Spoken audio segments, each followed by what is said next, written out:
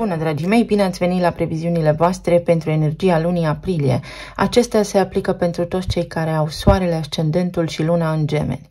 Să vedem despre ce este vorba, întrucât luna aprilie este una foarte intensă. Vă urez tuturor să aveți o lună minunată, vă mulțumesc pentru că v-ați abonat, pentru sprijin, pentru mesaje și suport, iar dacă sunteți aici pentru prima dată, vă urez bine ați venit. Nu uitați să vă abonați și să dați un like pentru a putea vedea și clipuri pe care le voi posta în viitor. Pe 2 aprilie, Mercur, planeta intelectului și a gândirii, își începe perioada de retrogradare în semnul Berbecului, în casa voastră 11-a.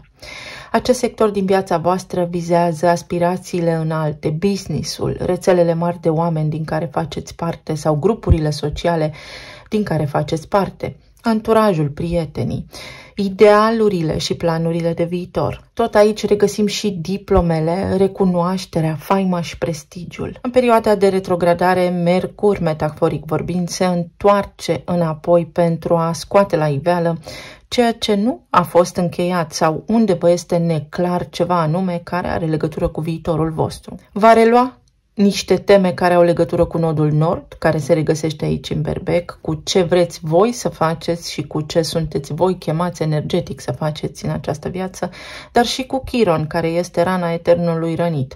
Unde nu reușiți voi, poate să vă integrați într-un anume grup de prieteni sau poate de ce porniți la drum, vă faceți prieteni și respectivii prieteni se pierd încet pe drum sau ajung să vă dezamăgească într-o oarecare măsură. Berbecul este un semn cardinal de foc care se aprinde foarte repede, entuziasmul este mare, așadar aceasta poate fi o temă foarte importantă pentru voi, întrucât vă poate aduce claritate mentală. De ce vă entuziasmați foarte ușor? Pentru ca ulterior să abandonați poate planurile făcute sau ce anume vă dezarmează pe parcurs atunci când începeți ceva nou. Aici mai pot fi și idei despre viitor, planuri de afaceri, unde vreți să ajungeți în următorii ani sau ce vreți voi să faceți cu viața voastră. Și acum să aveți o perioadă de tihnă și de relaxare în care să vă gândiți pe îndelete la toți pașii pe care îi aveți de parcurs de acum înainte. Pe 5 aprilie, Venus intră și ea aici în Berbec în casa 11-a și va aduce putere. Este o energie magnetică, vorbește despre stare de bine, frumusețe, artă, bani, lichizi, iubire. Venus în această casă, împreună cu toată energia care se regăsește deja aici, va aduce vouă acum oportunitatea de a atrage mai ușor lucrurile pe care le doriți către voi. Fie că vorbim despre afaceri noi, fie că vorbim despre reluarea unor proiecte din trecut pe care le-ați avut și care v-au adus abundență sau v-au oferit o stare de confort. Pot reveni din trecutul vostru inclusiv oameni cu care v-ați făcut planuri de viitor, dar care au ieșit din viața voastră subit, neașteptat în acele vremuri. Poate fi vorba și despre o relație nouă de iubire pentru unii dintre voi, în funcție de cum aveți în acest moment contextul actual. Mai poate fi vorba și despre faptul că unii dintre voi aveți dubii, vă îndoiți dacă sunteți în relația potrivită, alături de oamenii potriviți, cu care să vă faceți planuri noi de viitor. De ce este această energie importantă? Pentru că aici, pe 8 aprilie, va avea loc eclipsa de soare din Berbec, acea eclipsă celebră despre care vorbește toată lumea, care aduce vindecare și începuturi noi. Este un tipar repetitiv aici care poate trebuie reevaluat sau identificat. Este un nou început, noi planuri de viață majore, pentru că eclipsele vin cu o energie destul de dramatică, activează lucruri pe care în mod normal noi nu le-am face singuri sau ne poartă către ceea ce noi trebuie să facem în această viață atunci când este cazul. Aceasta este o lună nouă care spune noi începuturi, care vizează casa 11-a, planuri noi de afaceri, mă extind poate la nivel internațional sau intru într-un grup de oameni care mă ajută, poate apărea aici un om foarte puternic care să vă întinde o mână de ajutor, un fel de mentor, cineva care să vă introducă într-o nouă lume, să vă pună pe calea potrivită astfel încât voi să atingeți starea de abundență, să vă găsiți liniștea în această viață. Această eclipsă, întrucât se va regăsi lângă nodul nord și lângă Chiron, care este acum în Berbec, vă poate scoate la suprafață faptul că pe alocuri poate va lipsi curajul să faceți lucruri mărețe, deși simțiți în sufletul vostru că aveți un sens, aveți o chemare în această viață, cumva vă temeți de potențialul vostru cel mai înalt. Altora dintre voi s-ar putea să vă aducă o persoană nouă în viața voastră sau în sfârșit să vă regăsiți acolo unde vă este locul, în sfârșit să aveți acel cadru la care foarte mult timp ați visat. Ceva în viitorul vostru se schimbă acum și este indicat să prindeți acest tren, să folosiți această energie în favoarea voastră. Pe 19 aprilie, soarele se mută din Berbec în Taur în casa a 12-a, unde ne stau fricile, unde regăsim autosabotajul, izolarea. Este o casă foarte spirituală, este o casă care ne oferă răgaz să ne cunoaștem mai bine. Este casa subconștientului, dar și a mentalului colectiv. Ce se petrece acum în lume vă poate afecta și pe voi, da sau nu. Este un fel de trezire spirituală în masă la nivel de umanitate și veți vedea unii dintre voi că sunteți scoși din zona de confort pentru a contribui la ceea ce se întâmplă. Alții dintre voi poate vă faceți planuri în secret pentru viitor.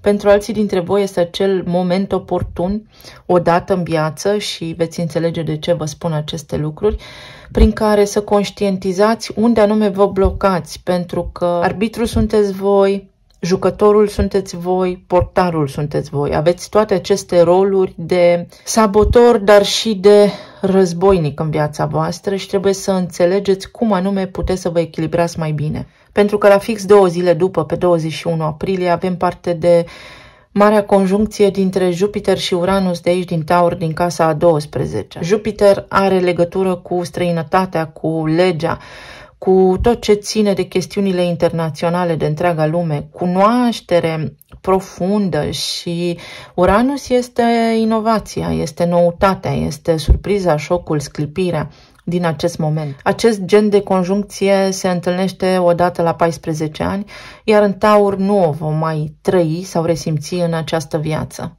Taurul vorbește despre stimă de sine, despre confort, despre corpul fizic, despre resurse materiale, iubire.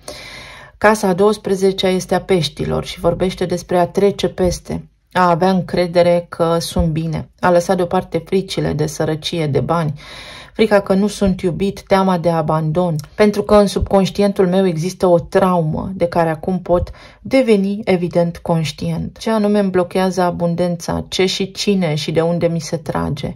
Este o conjuncție care poate aduce aceste lucruri la iveală. Vorbim despre o credință proprie preluată transgenerațional care acum poate fi vindecată și cu ajutorul eclipsei. Vorbim despre noutate, despre planuri noi, despre sclipiri de geniu, despre mesaje, descărcări din câmpul de energie, despre idei care vă pot purta pe voi către un viitor absolut fabulos. Pe 24 aprilie avem luna plină de această dată în Scorpion, în casa voastră a 6-a, iar aici vorbim despre rutină, despre sănătate, despre mentori, despre mediul de la locul de muncă, despre ce fac eu în fiecare zi, ce mă motivează să mă ridic din pat. Scorpionul este semnul morții și al renașterii, al regenerării, iar o lună plină vine cu finalitate. Vreau să-mi schimb rutina, vreau să-mi schimb viața, simt că ceva se petrece în viața mea, am obosit și trebuie să fac neapărat ceva. Fie pentru că sănătatea mea este afectată, fie pentru că nu mai pot așa și am nevoie să schimb ritualul zilnic pe care îl am, astfel încât să pot să mă simt bine la nivel de sănătate, la nivel mental, la nivel emoțional, dar și la nivel de trai zilnic. O lună plină în Scorpion vine cu transformare. La nivel de sănătate vă puteți vindeca, puteți începe un fel de terapie, puteți să începeți să faceți ceva pentru corpul fizic, mișcare, activitate fizică, puteți să faceți lucruri care acum au legătură cu vindecarea voastră. Această poziție este una de putere, dar este una care vă scoate la suprafață micile nereguli pe care le aveți în viața voastră zi de zi. Pe 25 aprilie Mercur își reia mersul direct, pentru că s-a petrecut și eclipsa aici în Berbec, avem și Venus și Chiron și nodul nord aici. Toate aceste lucruri acum ar trebui să vă fie clare, o concluzie, să puteți înțelege ce vă blochează, cine stă între voi și viitorul pe care vi-l doriți, cine stă între voi și faima voastră, cine stă între voi și diploma pe care vă doriți, cine stă între voi și popularitatea la care poate unii dintre voi tânjiți, ce anume vă împiedică. Mercur, într-o perioadă de retrogradare, oferă această revenire la realitate, acum că știți, sau ar trebui să știți în mod evident, trebuie să acționați, pentru că pe 30 Marte vine aici în Berbec și spune: hai, este timpul. Acum ori niciodată. Este timpul să faci ceva bun pentru tine și pentru viața ta, să nu mai aștepți, să nu te mai bazezi pe ceilalți, ci tu să fii inițiatorul, tu să fii catalistul propriei tale fericiri și bucurii. Vă urez tuturor să aveți o lună minunată, să vedem acum ce ne spune și energia cărților Oracol. Schimbarea și casa a 5-a. Poate pentru unii dintre voi sunt schimbări la nivel de relație cu copiii sau este o traumă foarte puternică încă din copilărie, ascunsă acolo în subconștientul vostru, care iese acum la suprafață. Dacă vedeți că lucrurile nu merg și nu merg și nu merg și vă loviți de fiecare dată în același loc, din același zid, este pentru că trebuie să se schimbe ceva și este momentul să deveniți conștienți, mai conștienți decât de obicei, de ceea ce se petrece în viețile voastre. Pentru alții dintre voi sunt schimbări la nivel de planuri, vă faceți planuri noi de viitor. Abandonați niște planuri, începeți altceva, pentru că veți conștientiza că este mai bine și mai sustenabil. Pentru alții dintre voi, relația cu ai voștri copii trebuie să se schimbe. Undeva ceva aici este disfuncțional și luna plină din Scorpion din casa 6-a vă va arăta că la nivel de rutină s-ar putea unii dintre voi să pierdeți din vedere momente, detalii importante din viața copiilor voștri. Pentru alții dintre voi s-ar putea să fie acel moment de surpriză că acum puteți deveni părinți, așa, o veste neașteptată.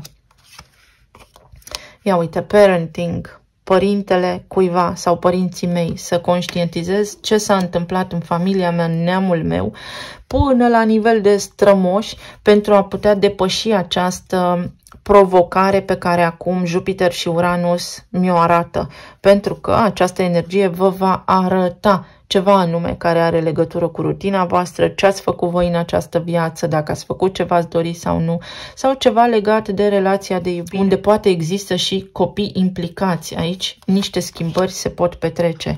Și individualitate, casa 11-a, unde evident aveți Berbecul, care asta înseamnă individualitate, autonomie, înseamnă și putere, înseamnă și curaj și să inițiem. Inițiem ceva nou, dar în echilibru, ceva în viața mea amoroasă și de părinte sau în viața mea, pur și simplu, dacă nu sunteți părinți, trebuie să se schimbe, poate pentru a deveni părinți, la nivel de rutină. Mă ajută cineva sau am nevoie acum să preiau controlul asupra vieții mele, să fac schimbările de care am atât de mare nevoie pentru a putea avea parte de un viitor cel puțin liniștit. Pentru unii dintre voi această energie vă spune, vă atrage de fapt atenția că sunteți pe pilot automat și că ar trebui să vă liniștiți. Să vedem mai departe.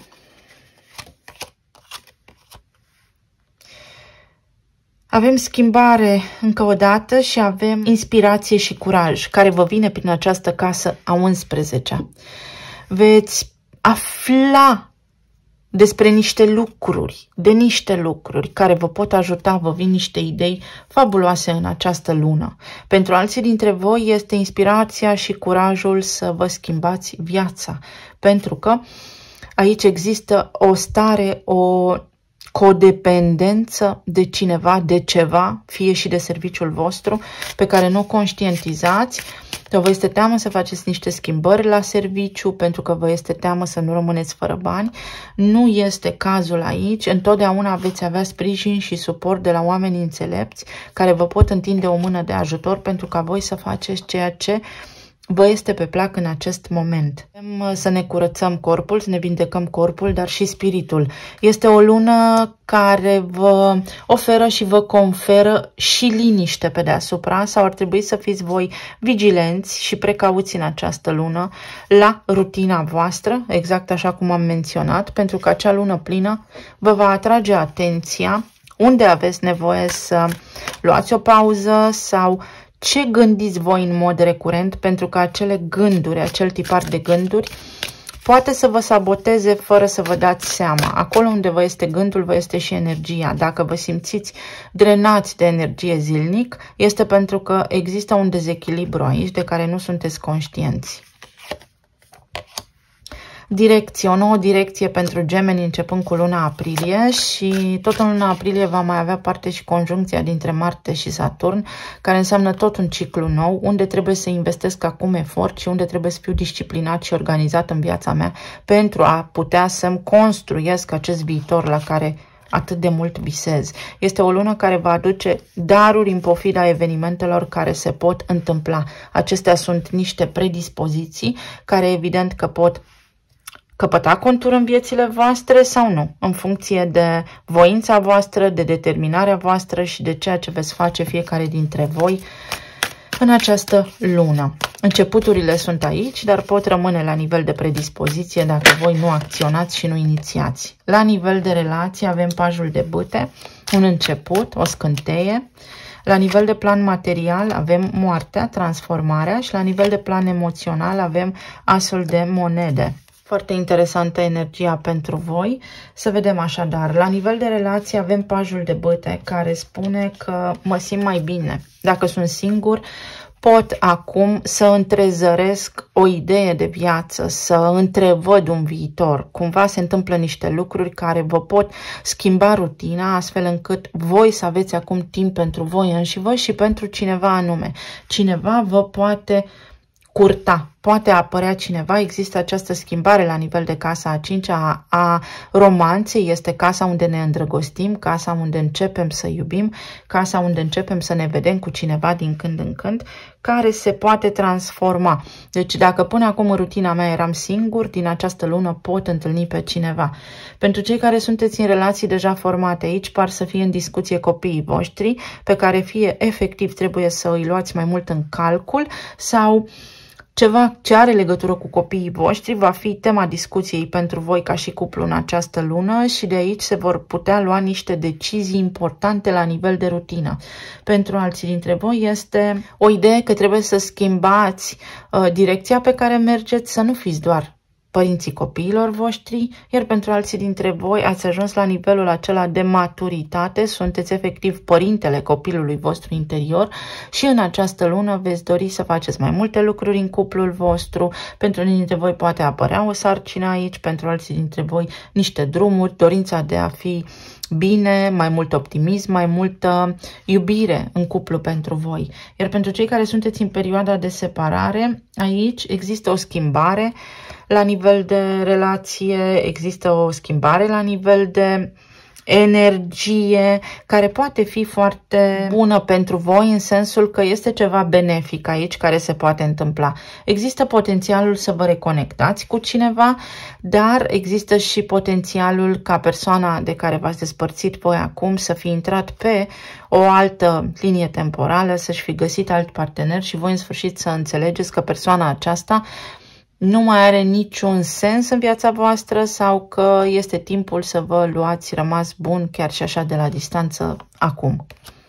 Avem judecata, sunt niște mesaje aici care se precipită să apară, sunt niște revelații, este Mercur în Berbec, iată, care ne spune reevaluează-ți puțin starea, gândurile și trăirile, pentru că undeva există un compromis, există codependență și ar trebui să fii mai convins de lucrurile pe care le simți, fără să depinzi de nimeni altcineva. Pentru cei care sunteți singuri, s-ar putea să existe o schimbare aici, să revină din trecutul vostru cineva cu care voi ați avut o relație de ceva vreme sau cândva de mult, așa, neașteptat, completamente neașteptat. Sau este acel moment în care vă reveniți voi la viață și la chef de viață.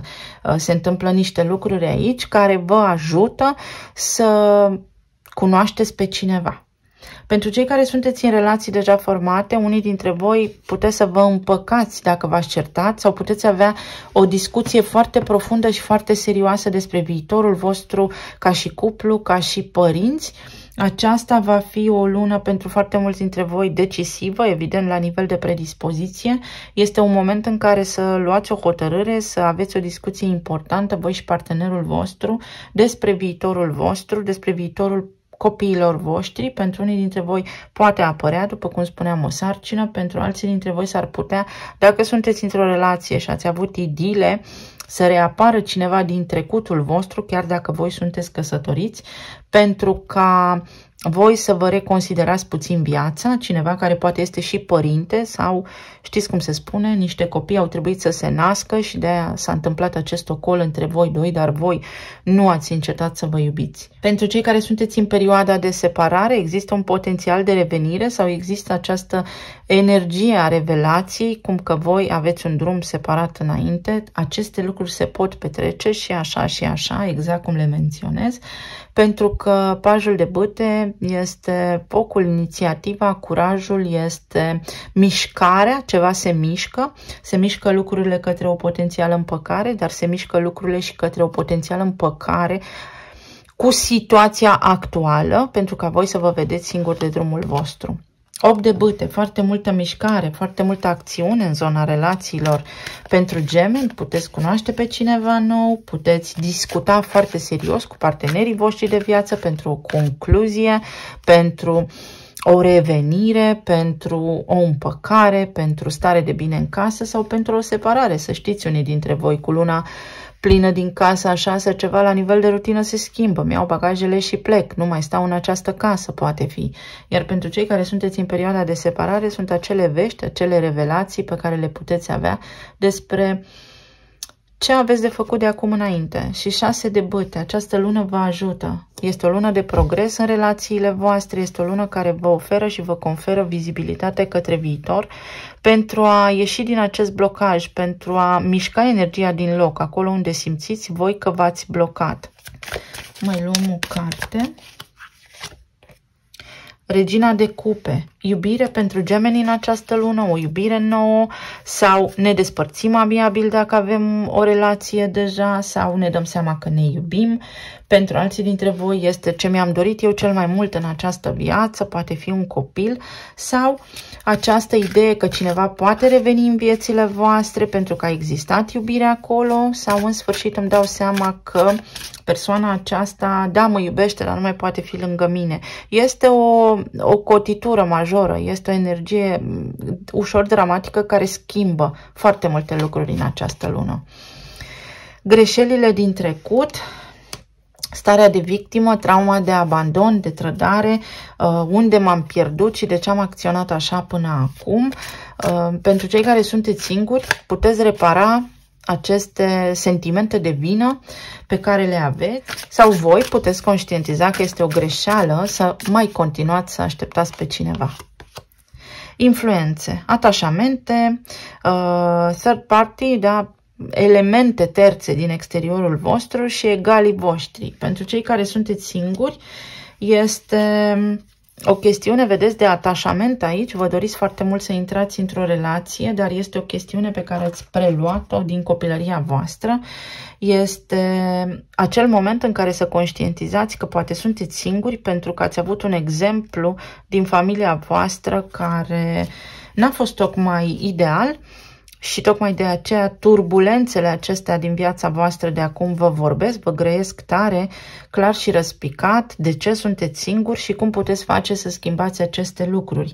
Pentru cei care sunteți în relații deja formate, s-ar putea să ajungeți unii dintre voi la concluzia că degeaba stați împreună, că nu vă mai iubiți sau că iubiți altceva sau că aveți dreptul să fiți fericiți, dar fiecare pe drumul propriu și că stați împreună doar pentru că există acest tip de atașament, de codependență, unul față de celălalt, de obișnuință și de rutină și pentru că aveți copii. Iar pentru alții dintre voi pot fi detalii precum serviciul tău, serviciul meu, trebuie să se schimbe ceva, hai să vedem ce facem, vreau să petrecem mai mult timp împreună, am uitat să fim o familie. Este, după cum spuneam, o energie foarte puternică în această lună aprilie. Iar pentru cei care sunteți în perioadele de separare, vi se spune că nu sunteți vinovați de nimic, că aveți o rană de abandon aici, că există codependență și atașament și că vă puteți elibera din această așteptare a cuiva care, în mod evident, s-ar putea să fie în altă parte, pe cont propriu, în altă direcție și această lună vine cu revelația faptului că nu mai trebuie să așteptați pe nimeni pentru că persoana aceasta are deja pe altcineva. Iar pentru alții dintre voi poate fi o revenire, Venus este acolo în berbec, a cuiva care să spună, da, te iubesc, îmi pare rău, dar să aveți grijă că este berbecul. acolo, care este foc și se stinge repede. În planul material, aici avem moartea, ceva se schimbă la nivel de plan material, fie vi se schimbă serviciul, fie acum puteți să vă schimbați serviciul, fie vă dați seama despre cum să faceți niște lucruri, vi se creează așa un cadru potrivit, astfel încât voi să vă eliberați, să vă detașați, să căpătați cumva cunoașterea, skill-urile, aptitudinile necesare să porniți la drum către glorie. 10 de monede a apărut în poziție întoarsă în primă fază. Vedeți de ce aveți o traumă și o frică de bani. Dacă aveți bani în cont, sunteți fericiți. Dacă nu, nu. Ceva de genul acesta ar putea spune această energie. Pentru alții dintre voi este o schimbare de direcție pe care s-ar putea să nu vreți să o faceți, dar să fiți nevoiți. Iar pentru alții dintre voi este acel început. Este momentul zero prin care să vă dați seama ce puteți face în viața voastră, pentru că Uranus și Jupiter vă arată calea către succes și către bogăție, să-i spunem așa. Pentru alții dintre voi s-ar putea să fie un divorț care acum se finalizează odată și pentru totdeauna. A apărut și nebunul pe dos, frica să fac un pas singur. Mie mi-este teamă să fiu pe cont propriu, cumva am nevoie mereu de aliați și de parteneri, iar această lună vă arată vouă și doar vouă cum să faceți să fiți pe cont propriu. Pentru alții dintre voi este un serviciu nou, dar trebuie să spuneți da, trebuie să faceți niște lucruri pentru a-l avea și din nou moartea clarifică moartea. Este o lună de schimbare puternică aici la nivel de plan material, în care foarte mulți dintre voi veți vedea evenimente care vă împing către această schimbare sau nu, pentru că această carte 10 de monede a apărut în poziție întoarsă, care spune că opun rezistență schimbării. Să vedem mai departe. Sunt planurile voastre de viitor aici. Ce fac eu acum pe cont propriu? Ce fac eu acum pentru mine? Îmi caut un alt serviciu, este timpul. Sau veți conștientiza că acest serviciu vă obosește, vă epuizează, că ceva trebuie să se schimbe de dragul familiei, pentru familie. Se petrec niște schimbări aici. Și noi beneficii pot fi, investesc în ceva ce devine asset, ce îmi aduce bani, investiția mea acum îmi aduce înapoi bani în ceea ce investesc și produce bani pentru mine. Unii dintre voi puteți să cumpărați un imobil sau veți fi lângă niște oameni care vă învață cum să investiți, cum să vă extindeți la nivel de afacere. Sunt lucruri foarte bune. Dacă vă angajați, aici este un marcaj pe beneficii. Să fiți atenți la beneficiile voastre. La nivel de plan emoțional, asul de monede spune că totul va fi bine, că vă veți găsi drumul, că cel puțin veți fi ajutați să vă găsiți drumul și că ține doar de voi înșivă cum veți face aceste lucruri.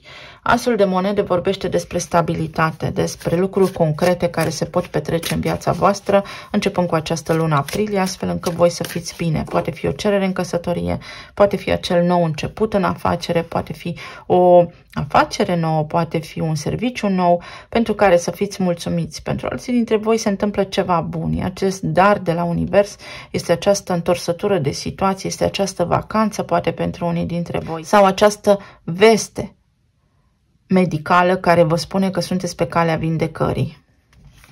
Poate fi și o sarcină. Ia uite, asul de bâte, noutate, lucruri noi, începuturi noi. Vreau să fac ceva. Vă puteți cumpăra încă o casă, vă puteți cumpăra o mașină dacă asta vă face fericiți, puteți să vă vindecați, vă puteți mișca pe propriile voastre picioare. 7 de spade, atenție că nu aveți încredere în voi și vă unii dintre voi, că vă sabotați. 8 de monede, vă sabotați, nu credeți că sunteți capabili. Foarte mulți dintre voi aveți această rană.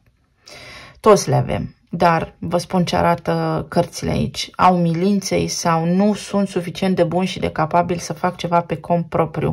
Îmi este teamă și prefer să fiu angajat. Poate fi pentru unii dintre voi. Pentru alții dintre voi este un nou serviciu unde să fiți foarte atenți, pentru că s-ar putea să nu-l vreți și să fie de fapt calea către bucuria voastră, către abundența voastră. Uite, s-ar putea să nu-l vreți. Vedeți, este o lună în care să vă gândiți foarte bine ce vreți de la viață, pentru că toate aceste lucruri vă ajută. vă vor ajuta să vă deschideți sufletul, să căpătați claritate în această lună. Alții dintre voi trebuie să faceți niște investigații medicale pe care le tot amânați. Deși energia vă va spune clar, trebuie să te echilibrezi, trebuie să te vindești, trebuie să-ți verifici corpul, trebuie să ai grijă de sănătatea ta. Pentru alții dintre voi s-ar putea să se încheie o trădare a cuiva.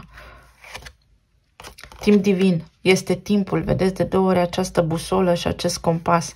Este timpul să faceți lucrurile care vă ajută, uite, să vă simțiți bine, să vă bucurați mai mult de viață, pentru că sunteți prinși într-o buclă din care simțiți că nu puteți ieși și această lună vă va ajuta la nivel cosmic să faceți lucrurile. Și regret, să lăsați deoparte o urmă de regret. Unii dintre voi aveți o apăsare pentru că într-o oarecare măsură viața voastră s-a schimbat, poate de când aveți copii sau nu mai aveți viață socială și este timpul să vă bucurați mai mult de viață. Pentru alții dintre voi este suma tuturor gândurilor voastre despre neîmplinirile voastre de până acum, care, atenție, că vă poate îmbolnăvi dacă nu sunteți conștienți de acele lucruri. Și aici avem vărsătorul. Cu Pluton vărsător, vouă vi se arată calea și șansa către progres. Voi aveți vărsătorul în casa a 9, a propriilor voastre credințe, a chestiunilor legale, a străinătății. Poate unii dintre voi vreți să divorțați sau partenerul vrea să divorțeze și voi regretați. Energia vă spune aici că orice rezistență ați opune și oricât de mult ați amâna, lucrurile sunt într-o oarecare măsură inevitabile în acest punct. Sau se pot schimba dacă și numai dacă aici ambii parteneri conștientizează că au greșit. Pentru alții dintre voi nu este timpul să regretați nimic, ci să faceți ceva nou. Și drumul, răscrucea de drumuri. O nouă călătorie începe aici. Pentru voi este timpul să construiți, să vă luați în această lună timp de gândire ce să faceți nou. Pentru că la modul cum se prezintă acum viața voastră, energia a stagnat și schimbarea cere să fie făcută. Trebuie să cântăriți foarte bine ce aveți de făcut și veți vedea că în această lună vă veți simți capabili să luați singuri niște decizii foarte importante, fără urmă de regret. Talismanele.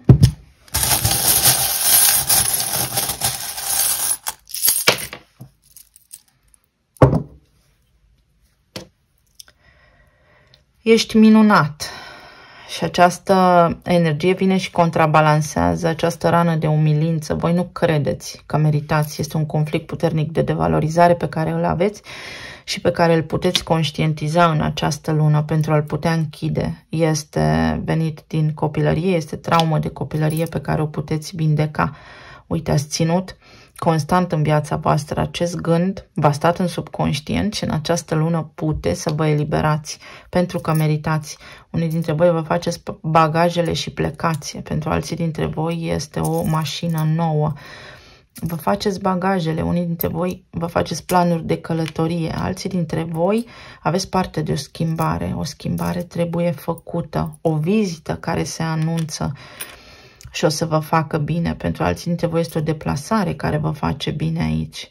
Din nou avem moartea care spune că lucrurile se transformă, că tot ceea ce vă doriți este realizabil. Doar voi sunteți singurii care vă puneți piedici. Pentru alții dintre voi, o veste de ultimă oră, ceva neașteptat poate apărea aici, care are legătură cu trecutul vostru, se încheie ceva. Alții dintre voi aveți nevoie de mișcare și să țineți regim, să vă numărați puțin caloriile. Vești, uite, norocul, abundența, începe un nou drum, o nouă viață pentru voi, dar astea nu încep ele așa de la sine, le facem noi să înceapă. Energie toxică, reminiscentă din trecut, pentru care vi se spune că acum aveți o alegere de făcut. Rămâneți pe loc sau faceți un pas înainte, să vă cântăriți bine opțiunile și gândurile și să vă aliniați la o vibrație înaltă, chiar dacă nu sunteți voi încă experți într-un domeniu. Vedeți că este o diferență între aceste două avioane. Progres există aici, veți progresa, veți ajunge să fiți și mai buni. Mâna destinului care taie niște atașamente sau niște oameni din viața voastră în această lună, sau voi ar trebui să începeți să faceți lucrurile la care vă gândiți. Lumea, o închidere puternică de capitol, ați încheiat ceva, ați absolvit ceva sau vă este iertată greșeala sau voi ar trebui să iertați o greșeală a cuiva, pașaportul, o nouă călătorie și aici avem inițialele F și C. Pentru unii dintre voi este vorba despre sport. Trebuie pentru vindecarea voastră să faceți sport, terapie, kinetoterapie, fizioterapie, ceva de genul acesta. Pentru alții dintre voi este o confirmare pentru cetățenie, pentru relocare în altă țară, dacă vă doriți acest lucru. Pentru alții dintre voi este ceva ce a durat foarte mult timp, dar a ajuns să înțepe și când te înțeapă deja este disconfort și ar trebui să schimbați aceste lucruri, o relație, o casă, un serviciu. Pentru alții dintre voi este concentrarea, mintea. Voi nu mai vedeți viitorul, voi nu vedeți unde duce viitorul sau voi până acum nu v-ați gândit la viitorul vostru și este timpul să o faceți. Pentru alții dintre voi este confuzie, iar această confuzie vine din faptul că aveți acolo Taurul în casa a 12-a, unde se regăsesc Jupiter și Uranus de ceva vreme, de ceva ani și poate ați simți că lucrurile vă scapă așa puțin de sub control sau că forțele din exteriorul vostru vă conduc viața, însă nu este așa. Aceste tranzite au rolul și sensul de a vă trezi pe voi la realitate, de a vă trezi pe voi în conștiință, de a deveni conștienți de faptul că noi suntem spirit în materie și că această viață este un joc care are niște reguli, dar pe care le puteți schimba voi pe măsură ce avansați, progresați, vă maturizați. Vă mulțumesc tuturor, vă urez să aveți o lună minunată, să fiți bine, sănătoși și iubiți și să ne auzim cu bine și data viitoare. Pa, pa!